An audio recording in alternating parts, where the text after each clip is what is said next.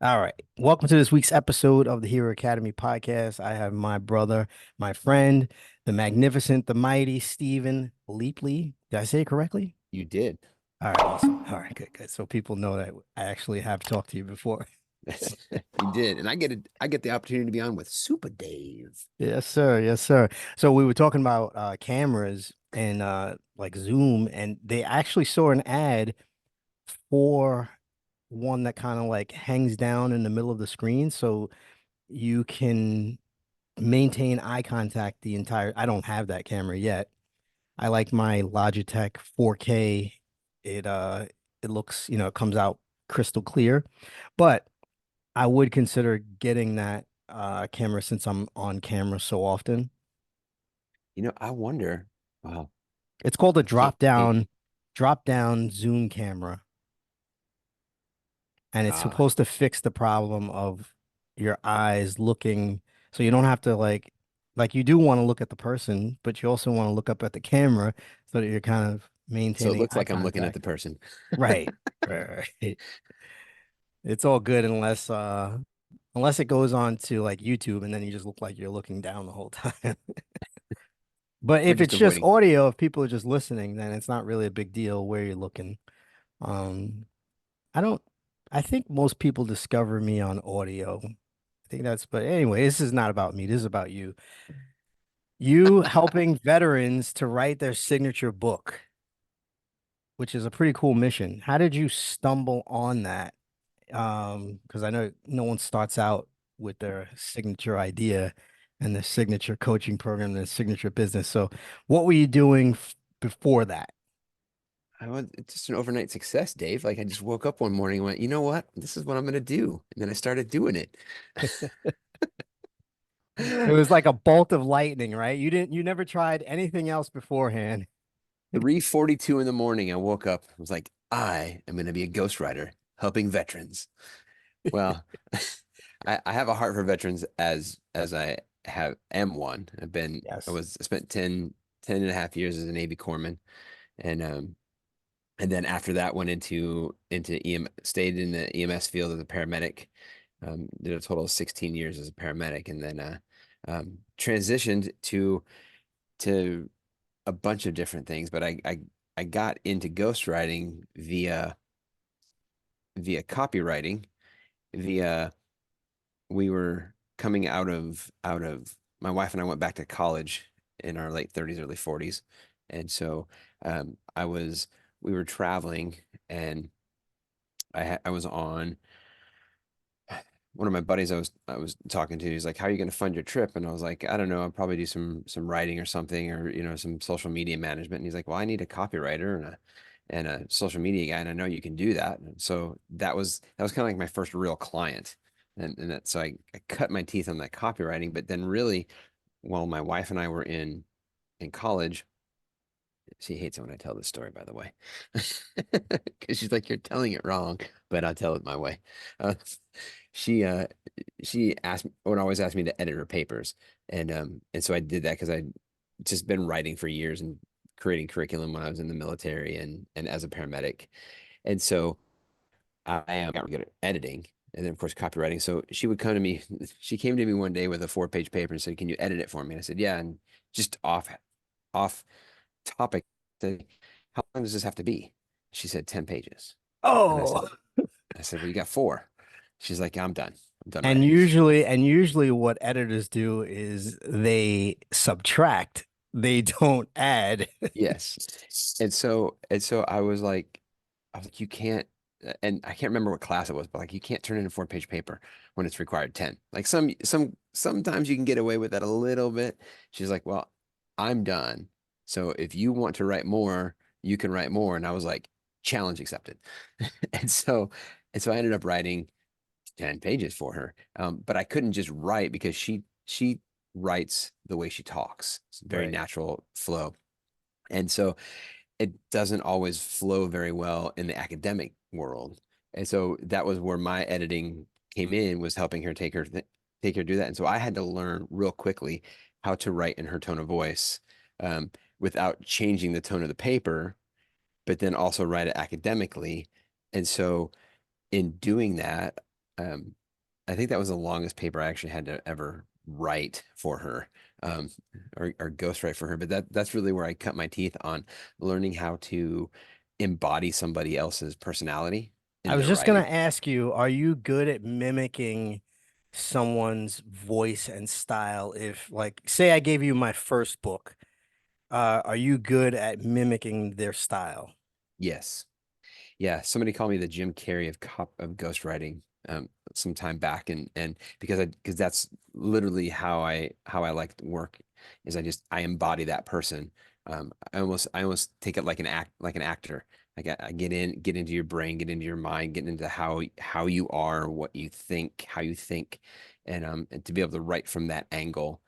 Because then because to me, ghostwriting, when I first got into ghostwriting, I was like, oh, book on you want to book on the American flag.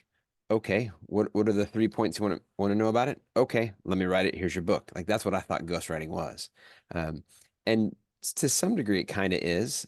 Some people do that.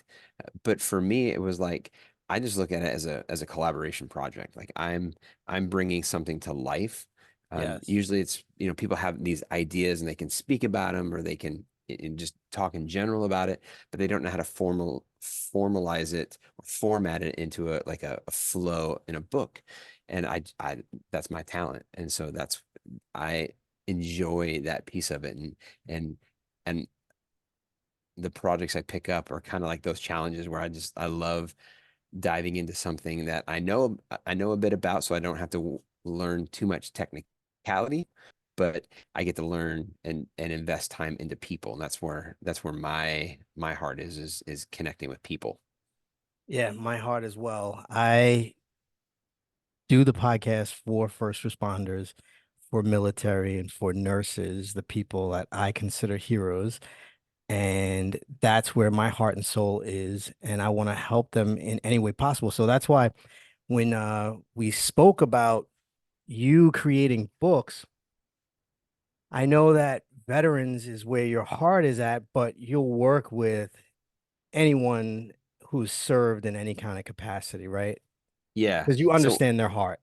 I do. When I was, how they say like the niches are in the riches are in the niches and niching Yes. down and Yes. so when I niched my copywriting into ghostwriting, I was like, well, who do I really, you know, emulate with? And because I have so much experience in the entrepreneurial world, and because I have experience in the military and experience in EMS, like those, and a lot of times those just mesh together, and so it was a natural for me. It was natural to just almost have three niches that are separate but equal to me. There's a lot of because I think veteran wise, and what really clicked me on to the veteran piece, and even the EMS, the first responder piece too, is that we experience so much PTSD, Yes. or I'll just say PTS, most Yeah. stress from it, from the job, and I was writing a book for a buddy of mine, and he was like, "This has done so much more for me, than in dealing with my PTSD than therapy ever has." And I think we were talking about that the last time We a little were. bit, We were. and Yep. and like to me that just was like something clicked. It was like, yes, because we're telling our stories. There's something cathartic about writing. There's something that is like you get it out, but you're not, sitting on a couch with somebody scribbling on their legal pad, like, well, tell me how that made you feel. It's like, no, No, it's you thinking through your own thoughts. It's yes, you thinking through them and then you saying, "Well, how do I want to write this?"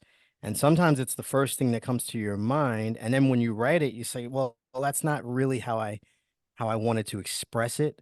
So you change it, and just that process of thinking through exactly what you want to say and then just changing it to make it fully express how you felt in that moment or how you feel about it is a process of thinking things through that makes it lighter and less weight on you. And um I would tell any of my victims that same thing. It's like if you can sit down and write out your story about what happened to you and what you experienced, you will feel lighter. And the more you tell that story, the lighter and lighter you feel. Yes. It's so cathartic, like you said. It's such a relief. It's it's freeing and it's exciting once you see it coming together in a book. You're like, wow, this is actually you're giving birth to something that's amazing. I'm in the process. I finished my second book and I'm in the process of writing my third on resiliency and grit. Book Mhm. number two is about coaching and coaching first responders and how it can be extremely lucrative and but I don't want to get into that now. Just drop a little we'll just drop a little seed. People remember my book's coming out. I'm just here to read your books, Dave. That's The, all I'm the, here for. I can't wait to give. I wish that I could have given it to you sooner to see what you could add to it. So you said it's a collaborative process. A lot of people are um kind of turn their nose up to the idea of a ghostwriter. They have it in their ego that they want to write the entire thing themselves. I I tell everyone the first book I wrote, I sat down at my kitchen table and I wrote about a page a day. Um, going back and forth through different books, doing research of things that I liked. And you'll laugh at this one. If you copy from one book, it's plagiarism. If you copy from multiple books, it's research. Exactly. So that's exactly what I did with my first book. With my first book, I just copied from like 10 different books. I put them on my table and I say, okay, what do I like from this book? What do I like from that book? So that's exactly what I did with my first book. And if you read it, you'll definitely pick up on where the source material came from for from that first book. But like I said, it was multiple different sources, so I didn't plagiarize anything. And I just kind of took it and put it in my own words, which is what basically everyone does. Now, my second book was a much easier process because for that book, I was interviewed and the publisher was basically just pulling out my ideas from me. It was a verbal process versus me sitting down at the table and writing a page every day. And it Mhm. was over the course of 2 to 3 different interviews. Do you utilize a similar process or what's your I, process? I do. So when I sit down with somebody, I have a couple of before I get started with somebody, I always send them like this 30,000 foot view, 21 question, questionnaire for them I thought you were gonna to say 30,000 questions. I'm like, oh my God. if you can answer 30,000 questions, I can write your book. That's like a psych exam, and I've taken a Exactly. couple of them. Oh my God, it's so Yeah. long. Have you ever Yeah. taken a 4 hour psych exam? I have. I Oh, have. oh my God. Yeah. Never again, hopefully. So your book writing process is not like a psych exam. It's not like a psych exam. It's Oh, thank God. 21 quick questions. And that's like the 30,000 foot view Okay. of it that gets a framework going and it helps people think about how they want to frame out their book. And like general questions like, who's your audience? Like, what are your Yes. key points you want to get across? How do you want to market it?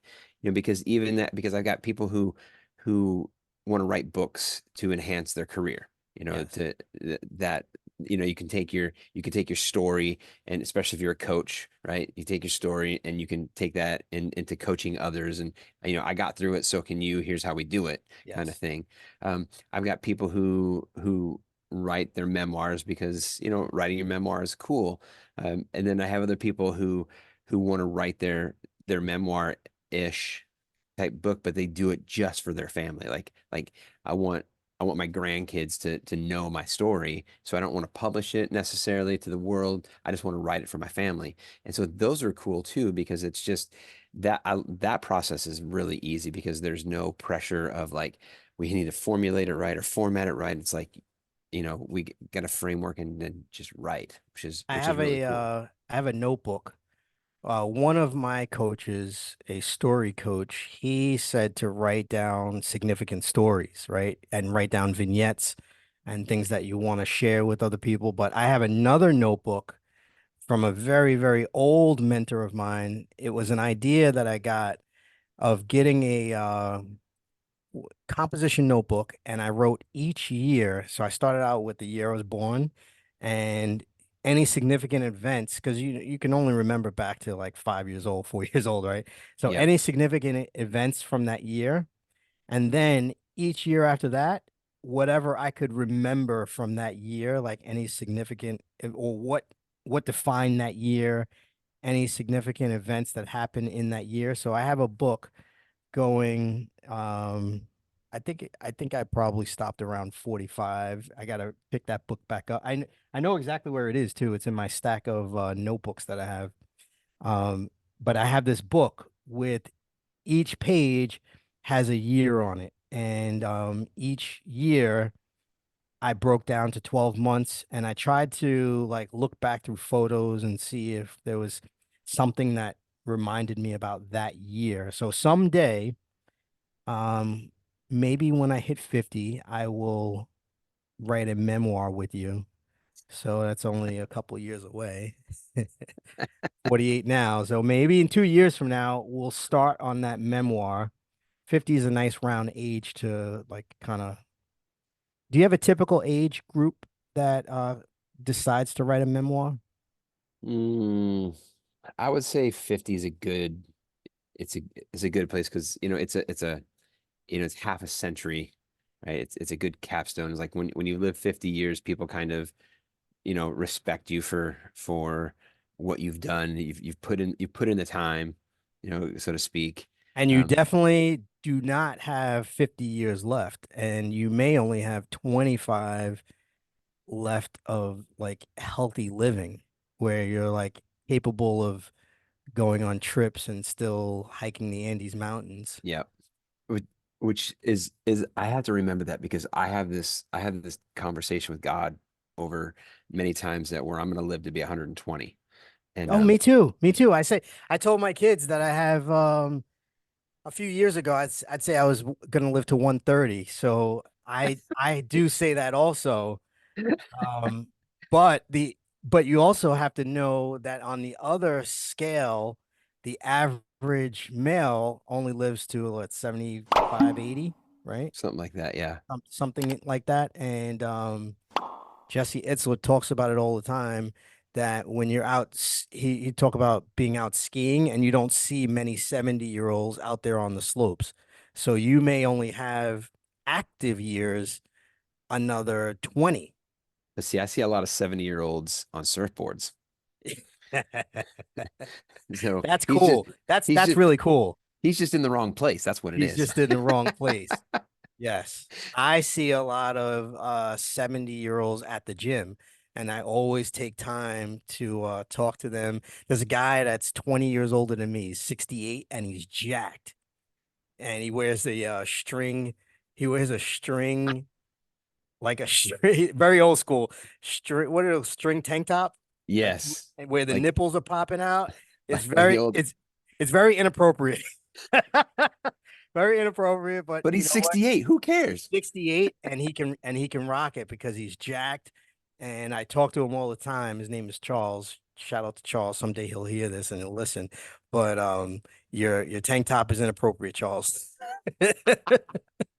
But he's jacked and yes, he can wear it and he looks amazing. And when I look at him, I'm like, man, if I just keep going to the gym, I'm gonna look like him in 20 years. Like this is awesome. And then I have another buddy that's I think I want to say he was 30 years older than me. So he was like 78 and he was on the frail and thin side, but he was still in the gym working out. I've never seen him since, but I took a photo with him because he was in such good shape Mm, that I was like, I gotta take a picture with you because I'm like, you have 30 years on me, and I'm like, you're an inspiration. I always take time to compliment people whenever I get the opportunity. Like I call it giving them their roses while it's mm, still here. And I want to take that moment right now to give you your roses because the work that you're doing, you already said it before, but you're helping to heal a lot of people that don't necessarily know another way. Like they've tried therapy, they've tried drinking alcohol, they've tried drugs, but writing is so therapeutic and you're not claiming to do anything medical, you're not claiming that, but I'm just giving you your roses to say thank you for the work that you do and thank you for the years of service that you've put in. Mm. You've earned the right to do what you do, and I mean it sincerely from the bottom of my heart. You're doing incredible work. Keep up the good job. Let's give this man his flowers right now. Give him his applause. Um, let's talk about the process a little bit more. So you said you will give them this 21 questionnaire, and then what's next? Usually when we sit down and talk about it, it's so I walk through the questionnaire with them, and just kind of it's kind of like this is having a conversation about what they want to go. And when somebody says, "Yeah, I want you to help me," then as we get started, it's a series of usually I love doing like Zoom calls. We walk through. I have a template that I work with, like a 2 page or 3 page template for each chapter, and it walks through like what are the key concepts and the key ideas for your chapter, depending on the type of book that it is. What stories do you want to tell? What lessons learned? Mm, Is this a professional? Is this a personal thing? Um, it just breaks down a lot, and then I actually and have the person go through and type it out, as little or as in depth as they want to go, and then we on a phone call will walk through those, and then so that way if it's typed out, it's good. Sometimes just having them type it out, that's really where that therapy piece comes in too, is they're getting it off their chest. yes. Um, and then the other, and some people are auditory people that want to tell it more than write it. And so that's why we sit down and we go through it on a call, on a Zoom call, and I record those calls so we can just walk through, you know, what's on there. And usually as we're walking through the outline, they're like, oh, that reminds me of this story, or that reminds me of, I want to say this, or I want to say that, or Yes. let's get that in there. And so we're capturing all that. So Yes. it's not lost. I want Um, to say that sitting down and writing is a much harder process starting from a blank page versus being interviewed or just having an telling a story over a Zoom call is I found it to be a much easier and quicker process. I'm helping a retired guy do that process now. So I found it a much easier process, and I'm sure most of your clients find it a much easier process as well. Um, yeah. what's some of your challenges that you're running into with is it just not is it finding enough clients? Like how many can you handle right now? If I sent you like how many can you handle in a single month, single quarter? It's got to be your time, right? It is time. So ideally, and sometimes I do, on top of the ghostwriting books, sometimes I have clients that I'll write blogs and articles for.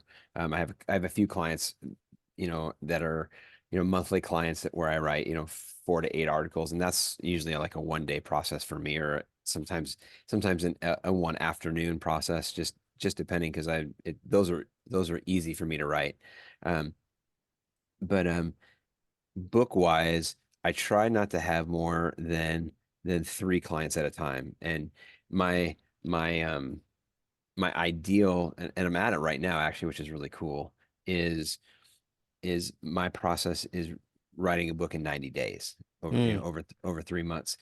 I I'm not a like that's where I niche down to, is like my genius is in the writing, the formatting, the editing, getting it ready for publication. My genius is not in the publication process. And so there's so many people out there that do that, and I have connections to people, and so or self-publishing, a lot of people want to do now because it's a little bit easier and at least more cost effective in yes. many ways. But so my process is, first month is a lot of information gathering, um, a little bit of writing, but sometimes there's not a lot of writing that goes on in that first month, other than the first chapter, um, in the intro, and it's a lot of just back and forth. Let's get to know each other. Let me get into your story and figure out where we're going to go with the book. Month 2 is the bulk of where I'm writing. the book at, and then month three is mostly editing and final copy content and formatting and such like that. So as I bring on a new client every month, I'm only really bulk writing one person every month. So I have a prelim. So in a given month, I have a preliminary book, a writing book, and an editing book. So Okay. it's not so it doesn't overwhelm me.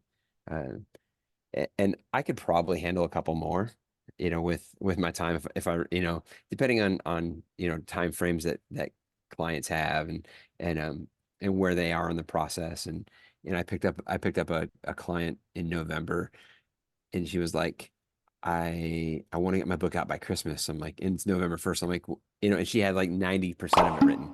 So I'm like, Okay. that's easy. Like, Okay. so so I pick up, one-off contracts here and there for projects and such, which are fun for me to do. Um, but my book writing is where I like to hang out at, and that's what sustains me financially. And so, Now I know you're in Cali, right? yeah, Southern California? yep, San Diego. Oh man, I wish I if I could transport right now, it's I would transport there, right? I think it's like, let me see, it's 35 degrees, 30 degrees right now. Well, today it just happens to be a balmy, a balmy 69 Oh with my God, that's full perfect. sun, a little light breeze. That's perfect. Yeah, I definitely would transport there, but I'd have to be in a position where I could bring the rest of my family as well. So I love being surrounded by my family and they're really close. So I'd have to be in a position where I could move them all out. And I know you're on a massive property too, right? Yeah, we live on 20 acres. We got lucky. My wife is the queen. It's hilarious. She does not believe in manifestation, but she is the queen of manifestation. She's like, 20 I just acres in San Diego. That's unbelievable. yes, yes. And we rent. So it's like, there's people have their own, opinions on real estate, but to me it's one of those things like I look at money like first money is like, oh, I got a contract with an Apple company. It's one less thing to worry about. That's kind of how I look at it. Like money is a necessary tool that we use, but Yes. I don't, but it's not, I don't get, I used to get like just sucked up in it and like, I gotta make this amount of money and I've got to get more and more and more. And now, like, since 2017, we've lived full time in an RV. And so, like, I'm on 20 acres, I'm on private land, living in an RV with a farm. So it's it's it's amazing. That And is amazing. That's a cool way. It's a cool way to live. 20 acres in an RV on a farm. Do you grow a lot of your own food? we do we have we actually just moved from one place that had 13 acres to now we're at 20 acres, and so we had to garden wise we're starting over, Okay. which is kind of a it's kind of a bummer. Yeah. um but we still have we still have the garden at the other place that's 20 minutes from here. And the guy that we were on there, like, there's a guy that lives on there now. He took over our garden for us, and so we still get some of the veggies, and we had 10 raised bed gardens there, so we had enough food to go around.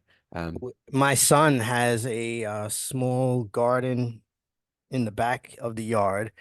It's it's not big. And then my girlfriend has her own garden on the side of the yard. And between the two of them, we produced so much zucchini and tomatoes and what else do they grow? Cucumbers. Uh I can't remember what else they grow, but there was a lot of vegetables, and it was so much that we had to give it away. And then you also tend to some animals too, right? I do. So we have the garden. We actually have about 5 acres worth of a lemon grove too. So lemon trees and a couple of orange trees. But yes, we have a farm too. So we have 2 cows, 5 goats, 70-ish chickens. We just picked up 3 turkeys yesterday. Okay. Um, and I've got 4 dogs, and I think that's all right now. You're a full-fledged farmer. You're I'm a like you're f- living the farmer life. I'm a full-fledged farmer. Yeah. It was funny. Like yesterday, my wife and I were talking. She's like, "Are you going to work today?" I'm like, "We have some, there's always something to be done, right? Always. There's always projects around the house that need to be done, no matter if you live in a mansion or you live in an RV, there's always a project around the house that needs to be done. Yes. Two, you have a farm, so there's always something to do on the farm.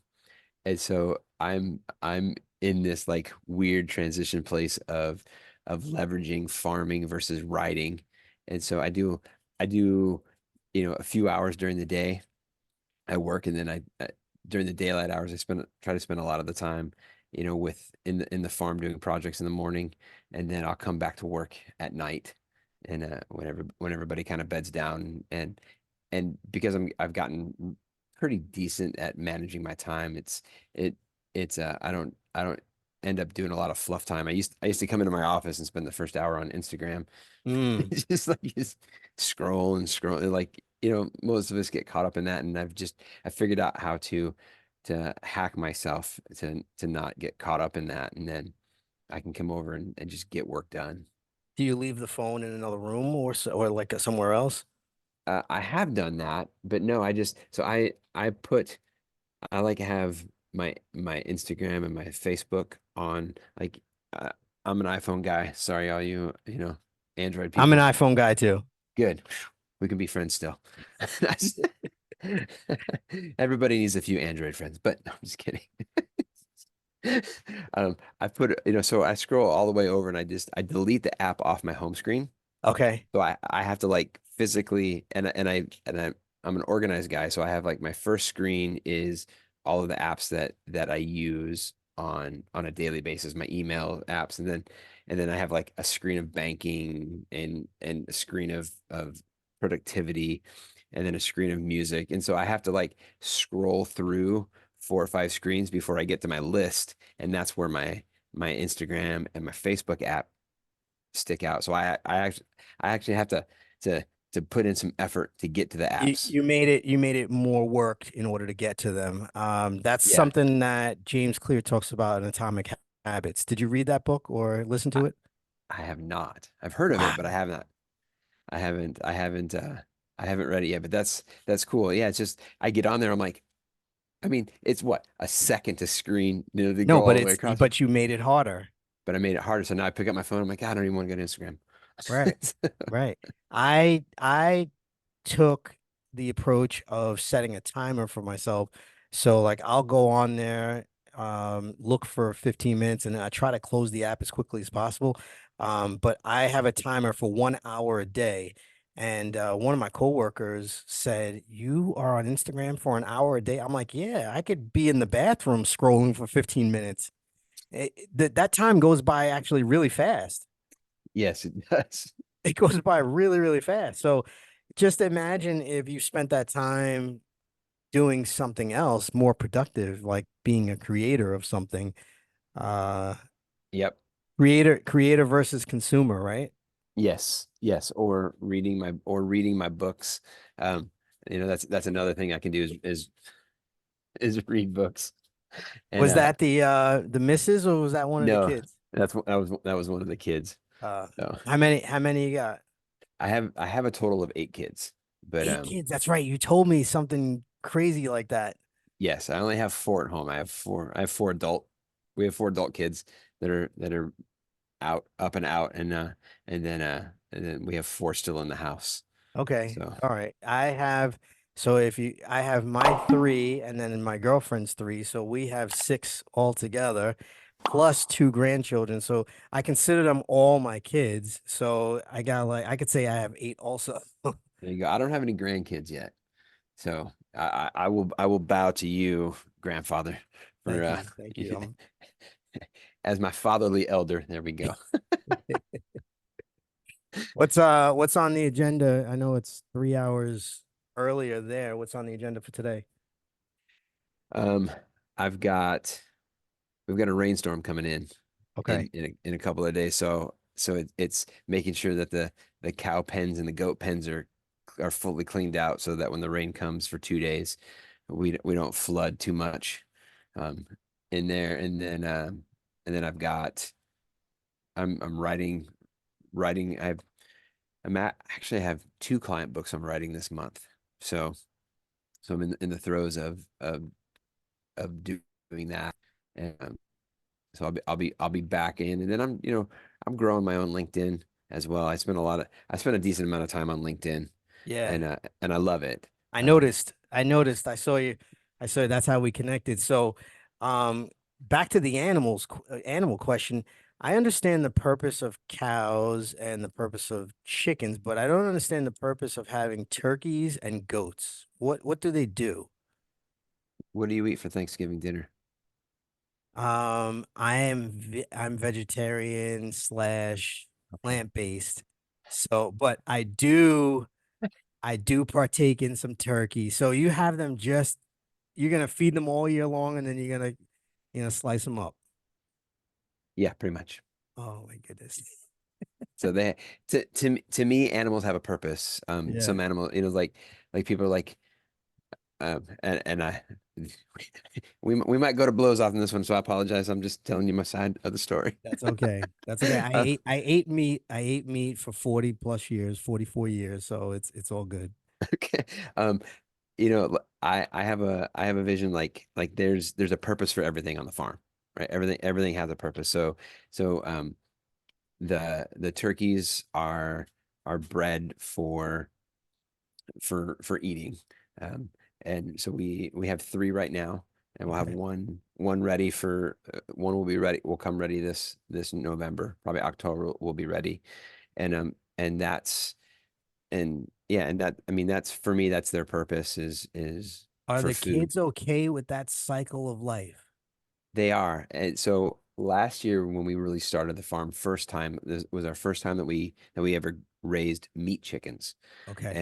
And so I guess I'll send you a video. I got my 8-year-old. If you're not offended by it, I have my 8-year-old who slicing her first chicken and learning how to process a chicken. And we did 20 chickens by hand. And because it was we stopped and we had like a moment of gratitude for the Yes. chicken and what they did and what they are providing for us. We're I can't remember. Is your podcast audio only? No, it's It's it's it's video. I can make it audio only, No, no, and no. we See, yeah, can. there you go. So this is one of our meat chickens. Okay. So I have a coworker that has chickens also, and yeah. she said she won't eat her own chickens because she said they're pets. So yeah, But and my that's counter argument to that is, why won't you eat a dog or a cat? Because they're also meat product. They're also meat as well. And why won't you? I saw a video of some women in Asia cooking a giraffe's head, and people were disgusted in the comments, right? And I said, "Well, what's the difference of this giraffe or a cow?" Like I said, a lot of the people commenting in the comments, I'm sure, are still eating ribs and still eating many, many parts of the cow.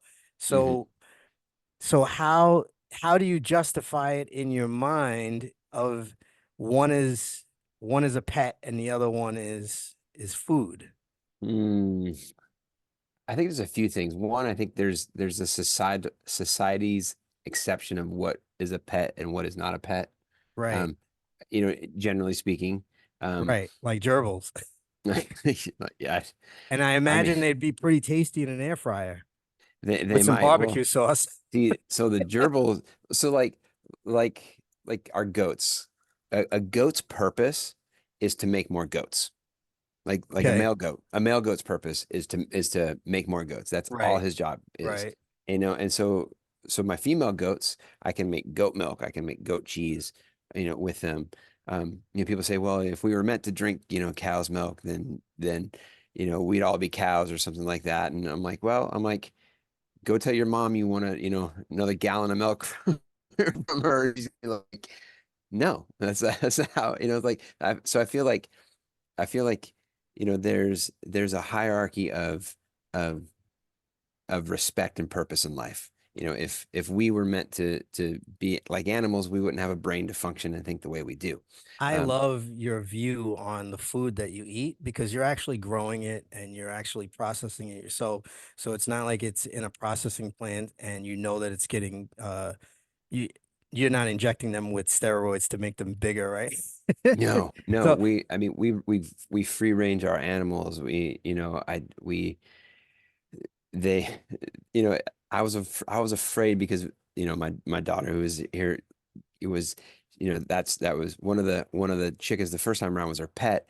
She like we gave it a name and I was like, okay, how are we gonna do this? And she's like, well, I know that I'm raising it to so that it can sustain me, and that's its purpose. And so she she, you know, um, culled it. It's funny we call it culling instead of butchering. It's the same thing. It's just yep, like it just sounds better if I yep, if I say I'm yep. culling a chicken versus I'm butchering a chicken.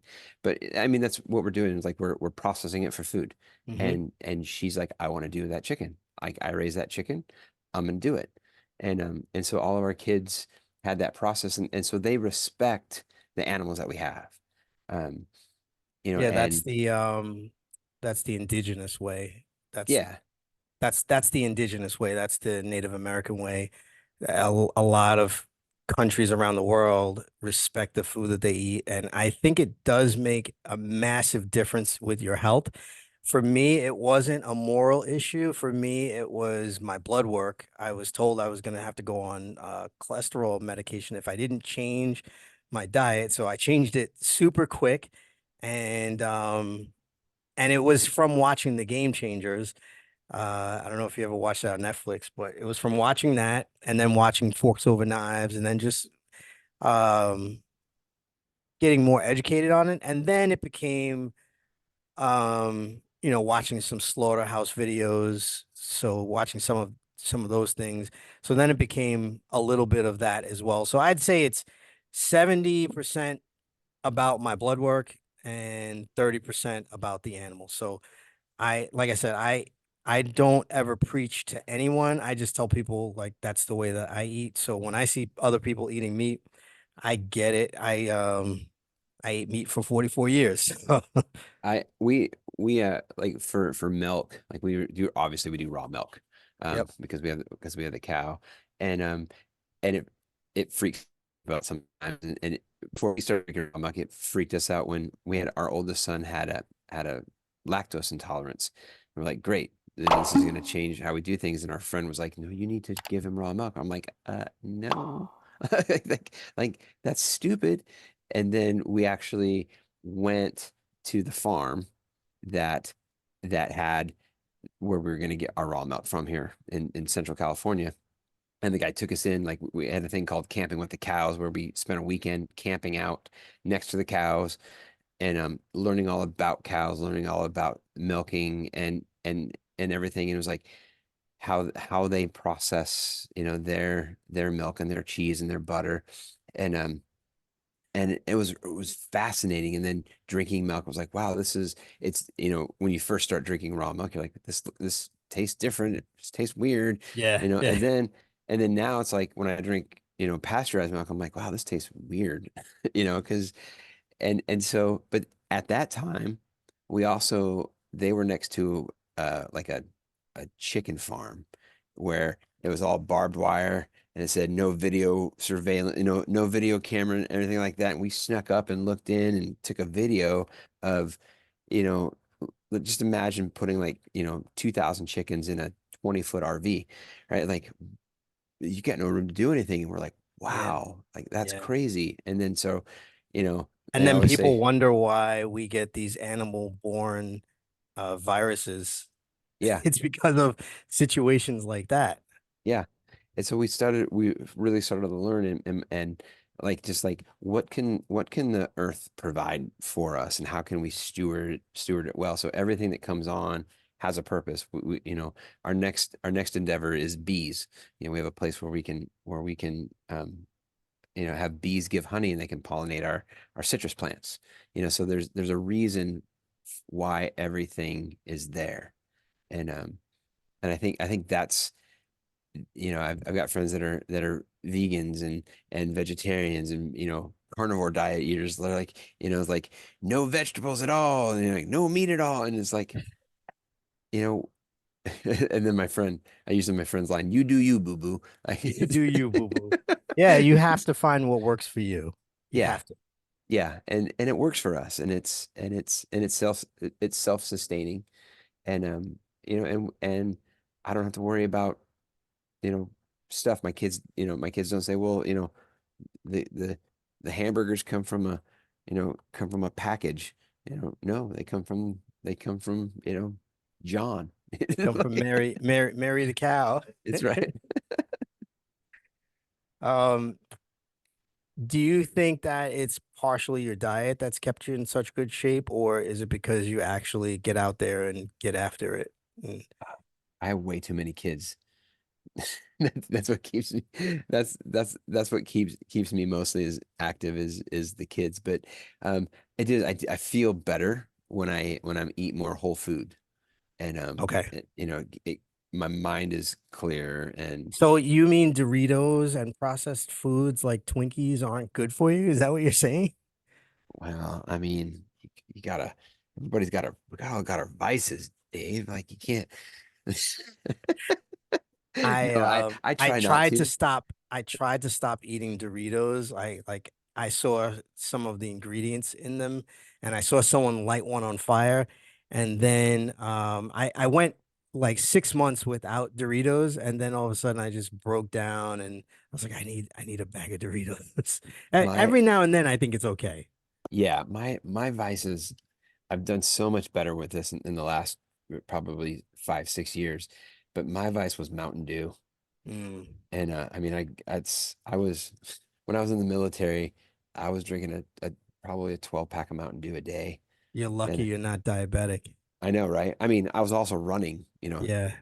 7 to 10 miles a day. So, it was like Yeah, it didn't matter. you were burning 5,000 calories and taking in 5,000 But calories. it's interesting, like for a while, Mountain Dew had the throwbacks where they had the cane sugar in there versus the high fructose corn syrup, and that completely makes a difference to me. Um, you know, I can't do high fructose corn syrup. My oldest son, he's the red number 40s that come in the and things when he eats that, like it just throws him off, and he Yeah. becomes like a different person. And so it's really about for me, it's always for us, it's been about learning how to know what's best for our bodies. I used And, to and love Cheez-Its. Cheez-Its and when I go away on trips, Cheez-Its and combos, and they're basically like the most processed things that you can eat. It's like cardboard with salt and they taste so good. and the And they salt's not have even this real. artificial ingredient TBHQ that's like causes all kinds of problems and it's right there on the label and it's banned in other countries and we still ingest it and I freely admit that I I indulge in those things too, but I try to limit them to just a few times a month, not daily like I used to do. Yes. Yeah, I still every once in a while have something I probably shouldn't have, but it's the exception and not the norm. Yeah, and you have hills right behind you. One of the things I loved about California is how hilly it is, and there's so many places to hike, and it's just natural to be outdoors and walking. And it's just Yeah. it's like it's a normal thing that you can do all the time.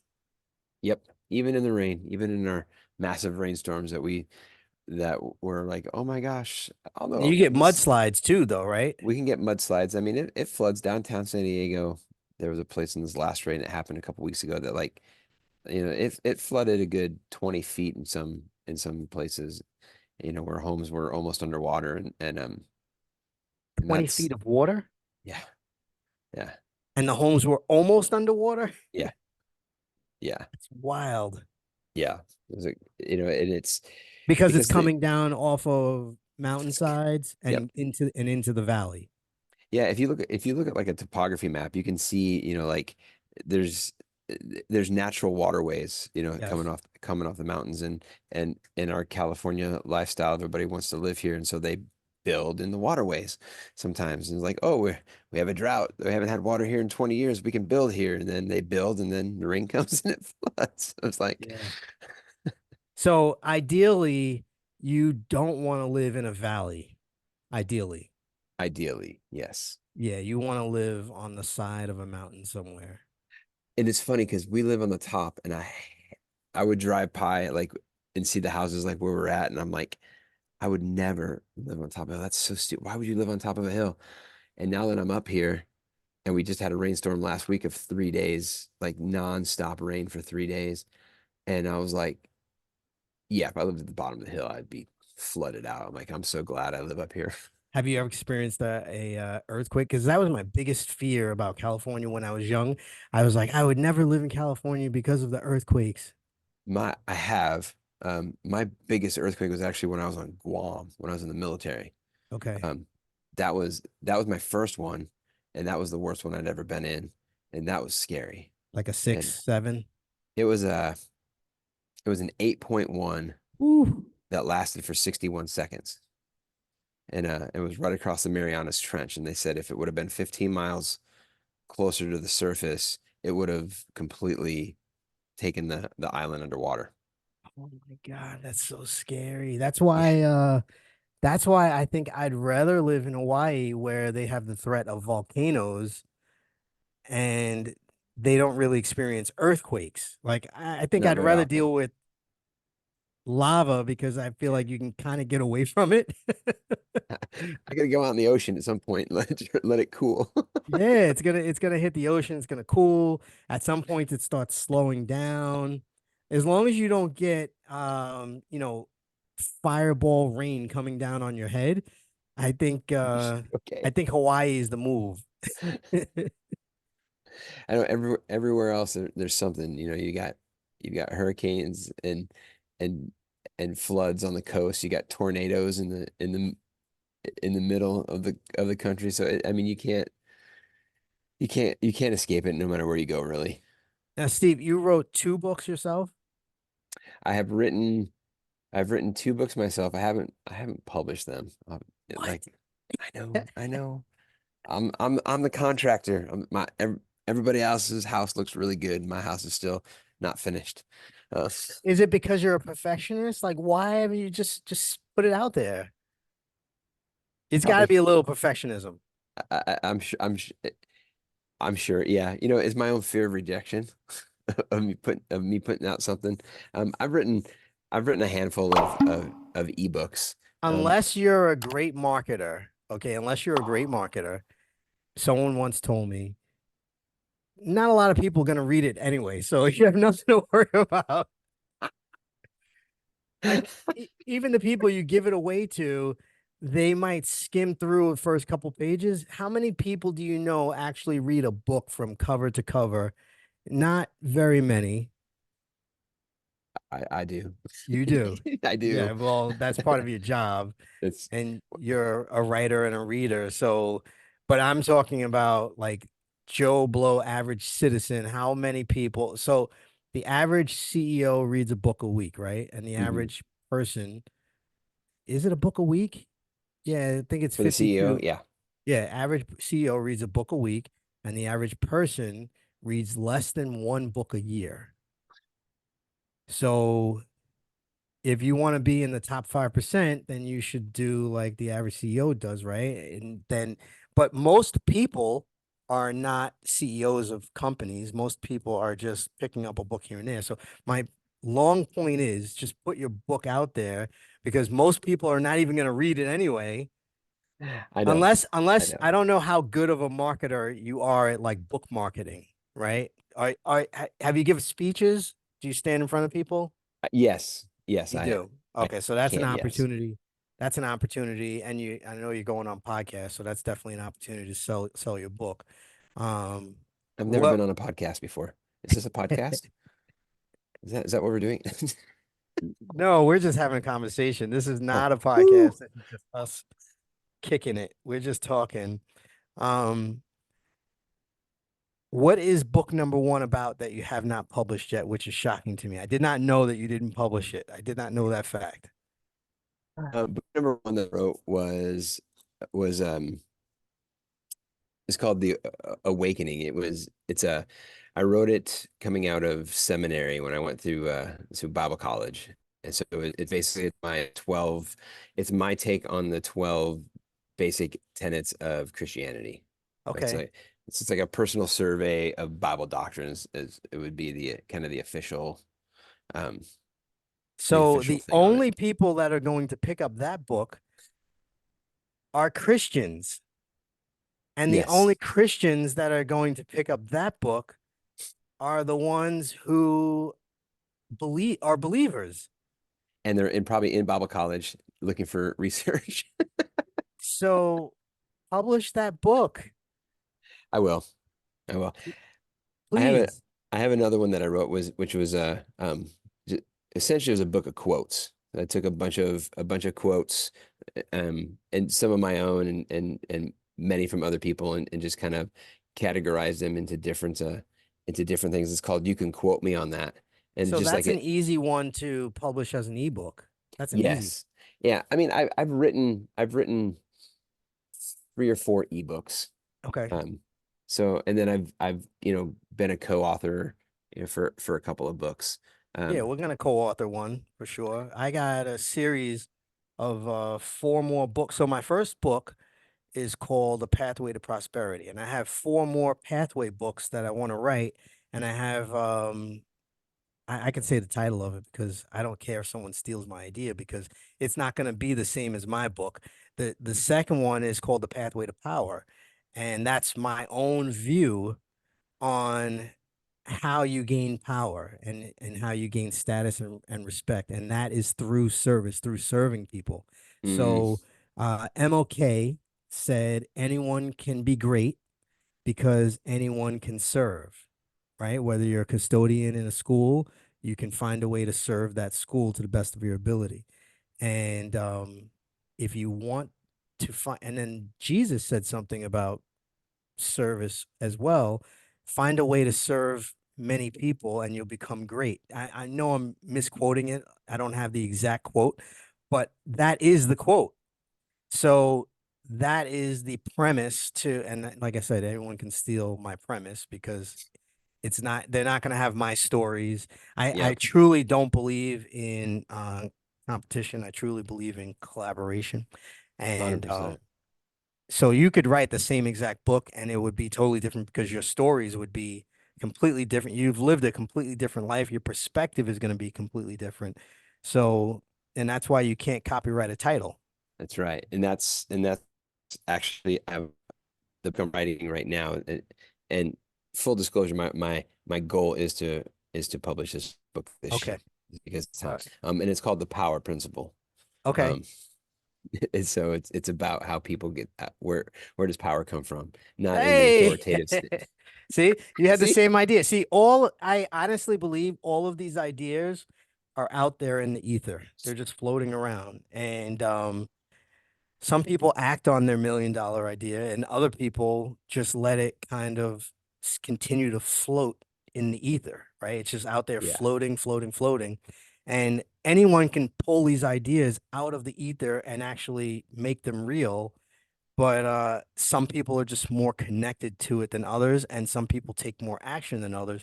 And I truly believe the reason why Nikola Tesla had so many incredible ideas is because he was really, really tuned in to the ether and all of the ideas that are out there. I believe that all of the ideas are out there like radio currents in the Hmm. ether. They're just floating out there.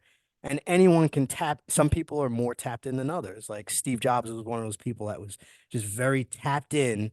And he was so successful in so many different ventures. If you think about the iPhone, like we talked about it before, there's nothing new inside of it. All of those things existed. He just kind of meshed them together Yeah. and he was a great marketer.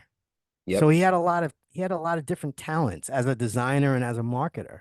Do you remember? This is crazy. We're like rabbit trailing down them, but I love it.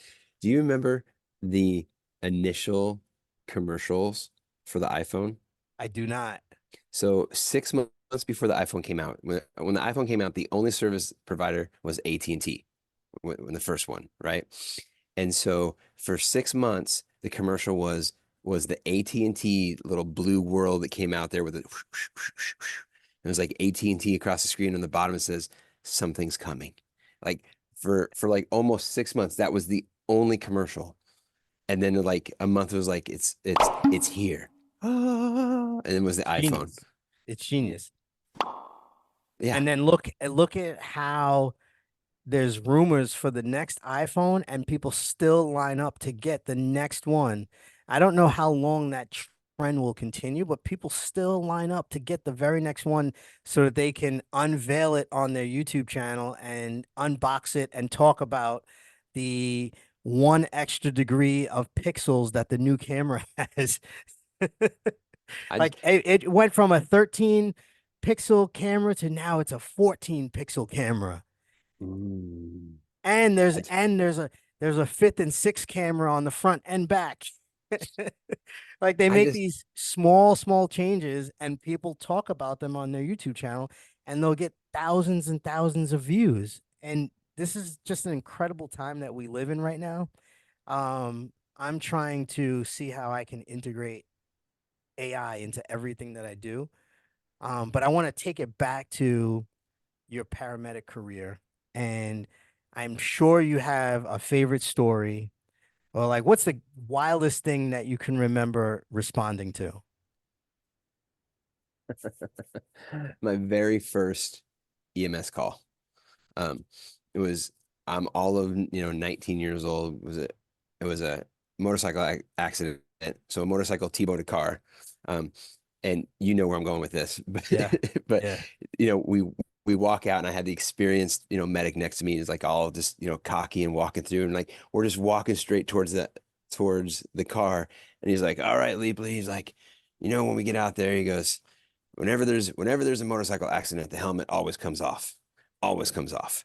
And I was like, okay. And he's like, so you got to go get it. Now, mind you, we're walking towards the car and he's talking and I'm looking at him, like an old like Tom and Jerry commercial, like, Spike and the little dog is like, hey, Yeah. Spike, Yep. like, and so I'm like, yeah, yeah, yeah. And he's like, and he's not taking his eyes off the car.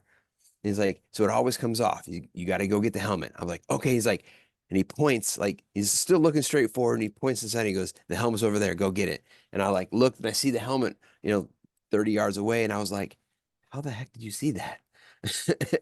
So I run over there and this was 1991. So like I run over there and grab the helmet. And these are the days before we use gloves on every call, right? Pick it up, take two steps, and I realize one, the helmet is heavier than what it should be. Oh, And two, my fingers are wet. oh, And oh, the guy's head is still inside the helmet. still inside, like he T-boned at like 160, 170 miles an hour and just like, snapped his head off. And and and I was surprised he was even wearing a helmet in the early 90s, but I like look I when I recognized that, I dropped the helmet, I turned and you know, I just blew chunks. And the dude looks at me, he's like, wipe your mouth and let's go. That's what this job's about. And I was like, this is cool. Oh my God. I was like, How so many that's motorcycle accidents over the years, 16 years, do you think you've been to? uh Hundreds, 7 or 8. thousands? No, actually, I I I have not been to a lot of motorcycle accidents. How Um, about car accidents? A lot, right? a lot. Yeah. Yeah. Yeah. There was one down here in San Diego some years back where a car tried to cut off another car, ended up going underneath a semi and getting smashed. And the guy was underneath the tire of the semi truck. And he was like, he's there and and really that's the only thing keeping him alive was the tire being on top of him. Yeah, And I've heard I've never seen it, but I heard a lot of calls for someone underneath the train tracks. Heard a lot of yeah, those, and I was very careful to never expose myself to anything that I didn't have to expose myself to. So if there was a dead person inside of a house and I could secure the house from the outside and I didn't have to go inside, then I didn't go inside. Or if there was someone laying in the roadway and they were already covered by a yellow blanket, I didn't go look. But I did. There was a there was basically like dried up skin and bones hanging in the woods one time while I was a detective and we were waiting on homicide and I saw the cops going in and out and I got curious and I went and saw it. I couldn't help myself, but right after I went and saw it, the guy looked like he had been burned, but it was just because his blood had turned him blackish Yeah. and he was hanging from a tree. So I stared at it for a little while trying to figure out like what I was looking at. And right afterwards, I'm like, why did I do that? Because those images definitely get stuck inside of you. I could see it today. They get stuck Yeah. inside of your brain. And when I went to the peer support class, the um not a priest, I guess he would be a chaplain. The chaplain was he was imploring to everyone to tell people that if they don't have to be exposed to secondary trauma or to a scene, he's like, don't expose yourself to it. He was talking about an agency that was showing rookie cops like some horrific graphic images. Mm. And he said, stop doing that because you're exposing them to unnecessary trauma that they don't need to be exposed to. It's like showing soldiers body cam footage of people being blown up. It's like you can show them a little bit, but not not a lot. Like I can understand maybe trying to condition the people for shock value and like, hey, you're gonna see some wild things, but there's also a fine line of exposing people to trauma as well. And like we talked about before, writing is such a cathartic healing process that it's really good work that you do. And if people want to find you, how should they probably LinkedIn, right? That would probably be the best way. LinkedIn is the easiest just because I'm always there and it's it's a good way to connect. And it's just my name, Stephen Leapley on LinkedIn. You have a website also? I do. It's leaplyenterprises.com. And Leapley Enterprises. So enterprises, that's a long word. Easy, it is easy for someone to misspell if they're not the greatest speller. it, yes, yes. Uh, Did you try? I always ask my clients, did you try to get StephenLeapley.com? I have StephenLeapley.com. I just got it. Okay, Um, good. and I haven't done anything with it yet. I'm about to. I did Leapley Enterprises, you know, years ago when I first started my own business because, as long as you have your last name in your business, then you don't have to go, it's so much easier business license wise and all this other, tax wise. So I always did that just to make it super easy. Because My email has been my last name, Leithcorp at Yahoo for the longest I've had that email for over 20 years. And that was my first business email. Now I just use it for like, whatever, whenever I sign up for a marketing email list, that's what I use it for. And I have so much spam to that email. I have like 18,000 emails in that email, and I just wanted to empty it all. But some of those emails are important and I don't want to lose them. So I didn't empty the entire thing. But like I said, that email is at least 20 years old. At least wow. it may be older than that. I don't remember. Sometime after 2001, I remember arguing with the ex-wife about getting internet service. I was like, what do we need that for? This ain't going anywhere. This is dumb. Yeah, AOL, and it was so slow, the dial-up, over the phone. It was Yep. so slow. It's like you couldn't do anything on it. So I didn't understand the purpose of why we needed it. And then Fast forward today, I could not survive a single day if I didn't have internet access. It's Yeah. unbelievable. I mean, I'd have to go into silence for half the day, but I want to respect your time and also my listeners' time because I don't want to go too long on the interview. So I'm going to ask you my last five questions, and then maybe we'll do a part two. I always tell everyone, you know, especially people that are doing great things, that we may do an update someday. Nice. But what's your definition of a hero? Because you've served, I promise not to call you a hero, but you've served in a lot of different capacities, and that is the name of the show, The Hero Academy. So what is your definition of a hero? I think somebody that just does something extraordinary in a time that that's needed. You know, you could be a hero stepping out and helping an old lady across the street. You know, it's like it's if there's something that needs to be done and anybody can do it, nobody's doing it, and you do it, like that's like just stepping in the gap that and taking care of a need, I like it. honestly.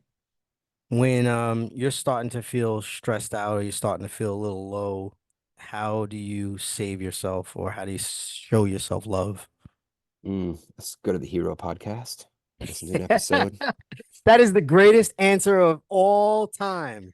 The Hero Academy podcast, and That's you what I listen do. to That's the just soothing voice of Super Dave, the greatest answer of all time.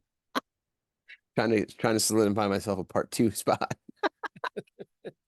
Um, there's I think a couple of things. One, I surround myself with community, and I've got those people that I can call when I'm feeling low. I'm like just to puff me up, um, cheer me up. Sometimes I just go watch a really cool movie, and and and sometimes I succumb to Mountain Dew All because right. I because it's turned to good. sci-fi. So I've always loved Star Wars, Star Trek, and anything out in space and comedy. So that those are my go-tos when I know that I need to go off-world, I hmm actually just go off-world. I go to 80s comedies, All right. like Breakfast Club, that kind of genre. Besides writing, would you do coaching as well? I have, yeah, I would. Okay, cool. Good to know and put that check mark in the back of my head so I could list you as one of my coaches when I launch my my hero coaches. All right. So what's your greatest power? What's your greatest strength? Your best ability today besides writing? I know it's writing. Um, Man, you had to take that one away. Uh, ah, I would say I kind of have two, honestly. One is my power to be vulnerable. Like I don't care who knows what about me in a sense. Like I'm not airing dirty laundry, vulnerability, but just like being real and being authentic. It's you have to. So give me the real reason why book number one has not been published. What is the vulnerable real? Is it because now you can tell me, are you a perfectionist? Or is it, or are you fearful of judgment of of that book? I have a fear of rejection in that book. Um, not so much the theology book that I wrote, but I think just But in general, like who's gonna reject it? I told you the only people that are gonna read it are believers. right, it, 100%, right? It's Right? 100%. Right? If you believe in Allah, if you believe in Allah or you believe in Buddhism, you're probably not gonna pick up a book about Christianity. Probably not. Probably not. I think it's just the fear of rejection, and it's stupid rejection, honestly. But it's my fear, and I'm gonna hold on to it until I'm ready to let it go. All right, so we're gonna self-publish that book within the next 6 months. That's that book will be out by this summer. It's already written, so it's pretty Yeah. easy. It's pretty easy to get into Amazon and get it print on demand. So Yeah. Yeah, you're right. By July 30th, I want to be able to order that book. Okay, I'm gonna pick out one of my notebooks here. This is my notes. It's going on there. I'm gonna write it down. Thank you, sir. I Like that. appreciate that. By July 30th, I am going to go on Amazon because I support all of my authors and all of my friends. I support them not with just my words, but I also support them with promotion of their books. And I support them with my own dollars. I put my money where my mouth is, and I will buy that book off of Amazon July 30th because I'm going to tell Siri to remind me. Buy Stephen Leapley's book July 30th. So it's got to be out before then Okay. by July because July 30th, I'm going to be searching Google, I'm going to be searching Amazon for the title. I'm going to be hitting you up and saying, hey, we said that book would be available in Amazon because this episode will be out in uh probably a month or so, like maybe but clearly by the time what's the title of that book, by the way? I need to know now. Oh, it's called Awakening. you said it before, Awakening. Yeah. Awakenings. It's Awakenings by Stephen Awakenings. Leapley. Do you have a Yeah. pen name? No. You don't. No. I thought about having one and but nah. That's totally a cool way to just release it under a pen name. Like you could be an anonymous ghostwriter ghost with a pen name. That's never been done before. I could ghost write my own book. Yeah. Yeah. Call it leaps of faith. Something like that. That's a play on a title right there. I'm gonna write that down. That's good. Hey man, I've been studying marketing for a long time, probably as long as you. And I bet you I'm a decent copywriter too, You probably because are. I use AI. And I also know the structure So you're a of lazy copywriter. I'm just I kidding. am a very lazy copywriter. Yes, I know the structure of calling out the avatar, right?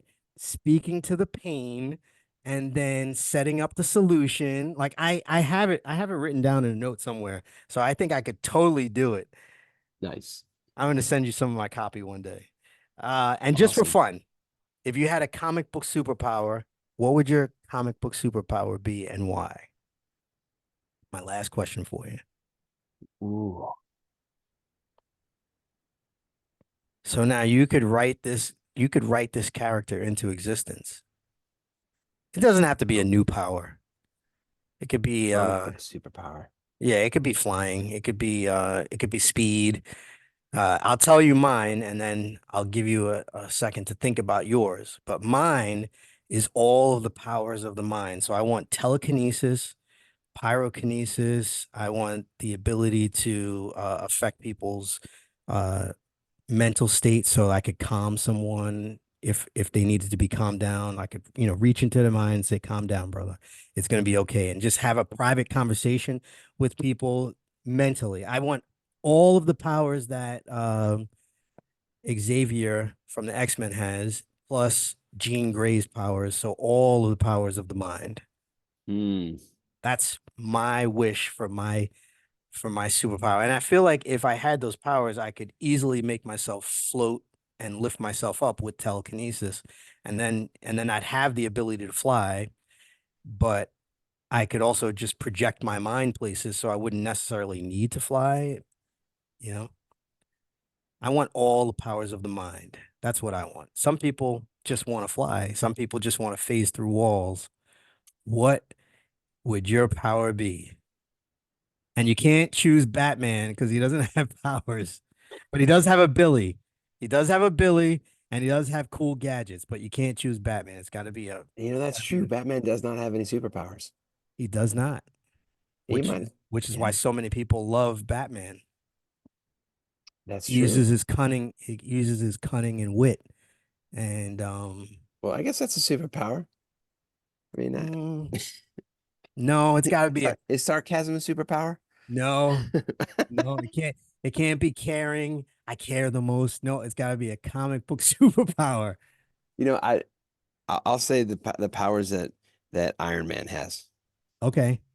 So I don't know. I maybe it's because I've always been a Robert Downey Jr. fan. You know, even in the 80s when he was all crazy, like I don't know, I fell in love with the Iron Man movies. I thought they were really well done. I thought And they were really well done too. I love all Marvel and all DC movies. I love them all.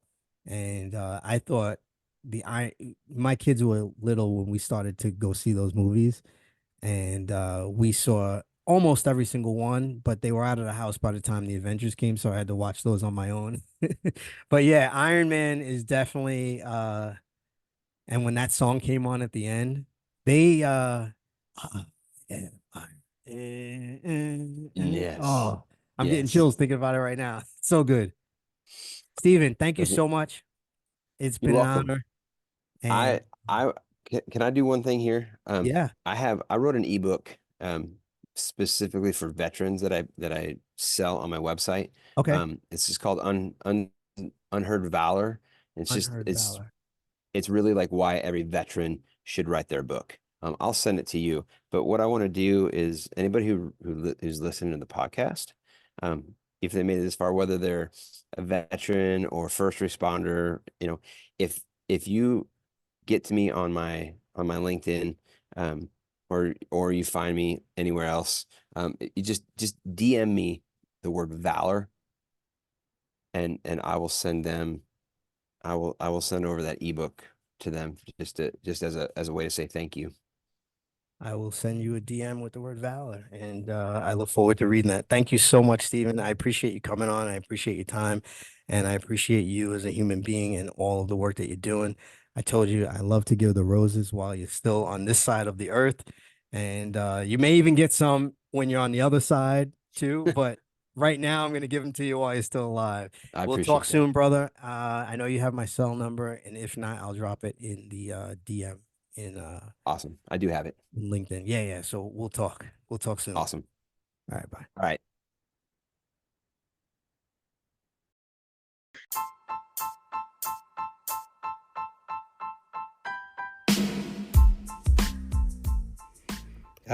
All right, family. I hope you enjoyed this episode. Everyone I interview, I've chosen for you guys because of their story, and I hope that you get some value every single time.